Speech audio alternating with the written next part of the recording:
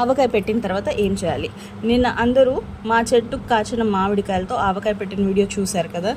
దాని తర్వాత ఏం చేయాలి? ఆవకాయ పెట్టిన పెద్ద బేషన్ లేకపోతే గిన్నెలో వేడి అన్నం వేసుకొని బాగా కలుపుకొని ఇంట్లో వాళ్ళంతా తలా ఒక ముద్ద తినాలి.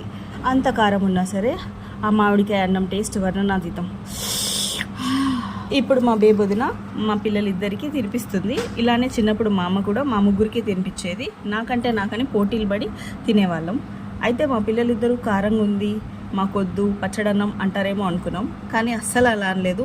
ఇష్టపడి ఎగబడి టర్న్స్ తీసుకొని వన్ ఆఫ్టర్ వన్ తిన్నారు.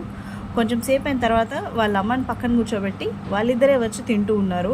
చూడండి ఎంత సంతోషంగా తిన్నారో. తినేంతసేపు వాళ్ళు హ్యాపీనెస్ ఎక్స్ప్రెస్ చేస్తూనే ఉన్నారు. ఇది వాళ్ళకి చిన్న చిన్న సమ్మర్ మెమరీస్గా మిగిలిపోతాయి. పుదీనా తలా ఒక ముద్ద పెడుతూ తను తింటూ ఎంజాయ్ చేస్తుంది. చెర్రిబాబుకు ముద్దలు తినడం రాకపోయినా సరే ఎంతో ఇష్టంగా చేతికొచ్చిన మొత్తం అన్నం తీసుకొని తింటున్నాడు. చాలా ముద్దుగా చిట్టి చేతులతో తింటున్నాడు. చూస్తే చూడముచ్చటగా ఉంది కదా. మీ ఇంట్లో మీ మెమరీస్ ఏంటో మాకు కామెంట్స్లో రాయండి. Thanks for watching. పిల్లలకి ఇదొక మెమరీ ఉంటుందని చెప్పి ఈ వీడియో రికార్డ్ చేశాను నేను. Keep encouraging us, please subscribe.